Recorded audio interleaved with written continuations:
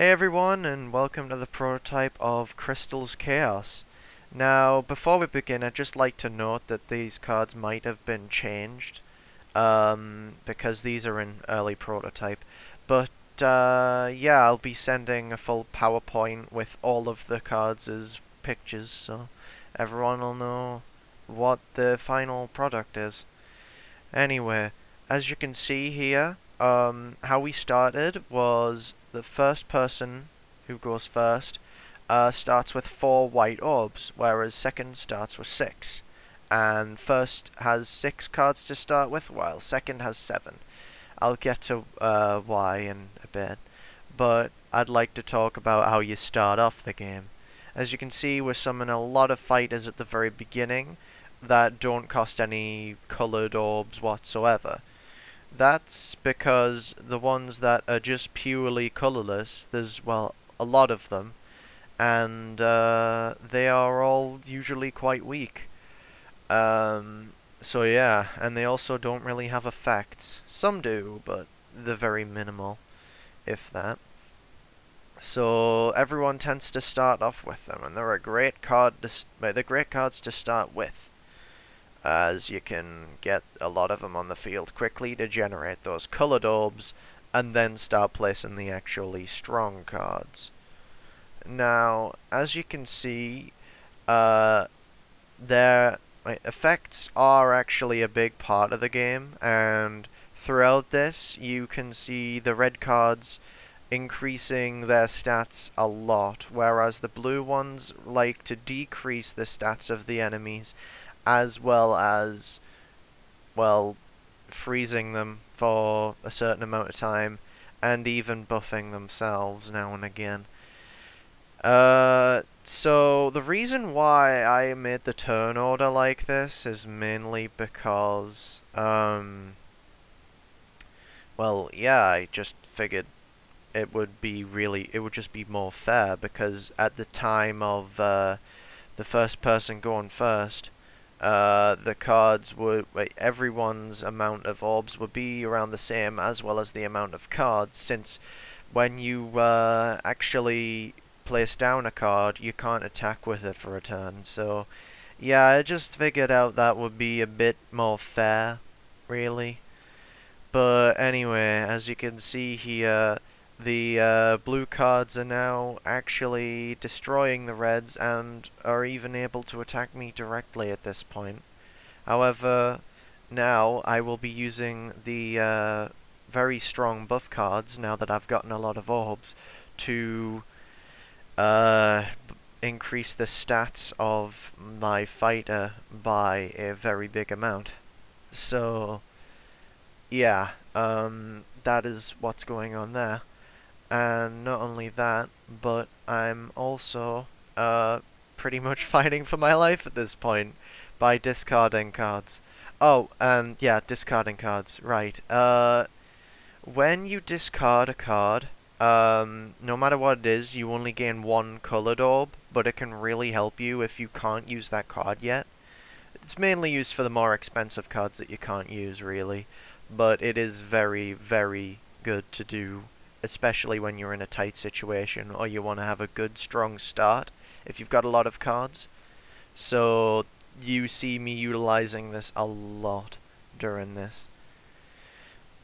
But yeah, that's what you want to do for the start of the game. And you basically just want to try and make a strong defense at the very beginning. Attacking and counter-attacking are both really important in the game. They are both different, and I'm just gonna explain them here now, since blue actually has a card that does that. But, yeah. Basically, when you attack, that means you're declaring an attack on someone else, and counter-attacking is just defending from that attack, attacking them back, pretty much. And when you place a card down, it's able to counter-attack if another person tries to attack it, but it can't attack for a turn. It's just to make sure that rushing doesn't happen at the very first turn, or like all of a sudden. which is also why the amount of orbs for both colours are capped at 10.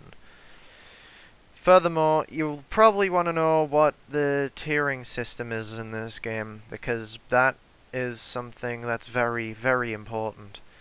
Now, as you can see, if you look closely, there is a golden star on one of the blue cards. That is a legendary card. You can only have one copy of that card in a deck. Silver stars, you can only have 2 copies of. Bronze, you can have 3 copies of. And of course, purple, which you can only have 4 copies of. Well, actually, I say only, but that's quite a lot. Now, depending on the tier, is usually okay, so basically, the higher the tier, the closer to legendary it is, the better card it is, but also the more expensive it is usually. They are endgame cards, and they are the best cards in the game, but they are very, very expensive to get, and if you just try to get that one card, you won't really do well in the match, because you will die. Because it costs a lot of colored orbs usually to get a legendary card.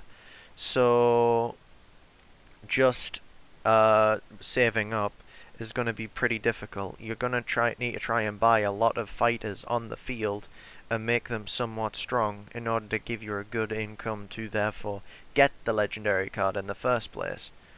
Now, legendary cards don't guarantee a win.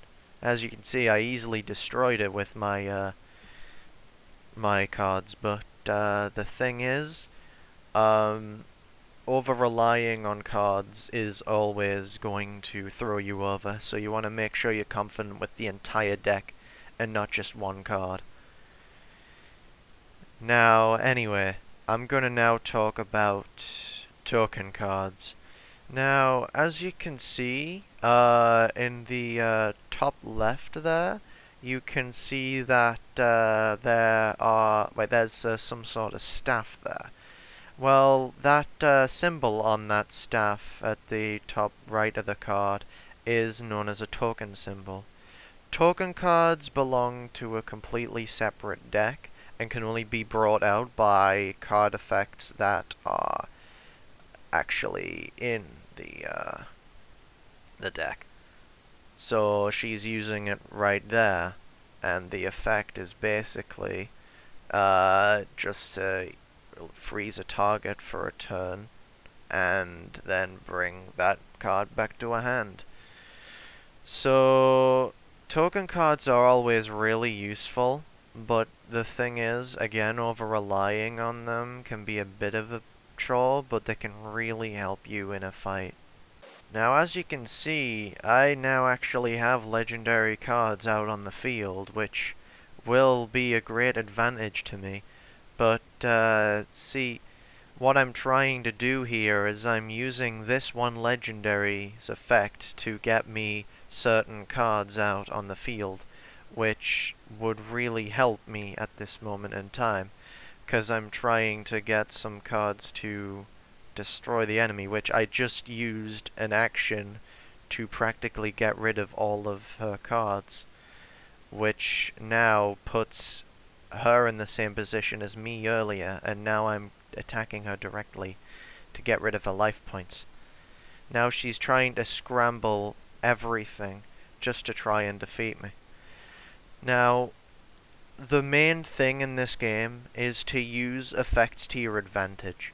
Once you learn how to use the effects in their best ways, you will do really well in this game.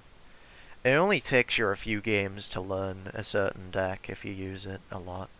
But really, the entire game is experimentation and testing, and that's what makes it so fun. Just the unpredictability of the battle as well makes it great, and it's not luck-based, primarily. So anyway, I hope you all enjoyed this video. I genuinely think this game's gonna be really good. So anyway, see you all later.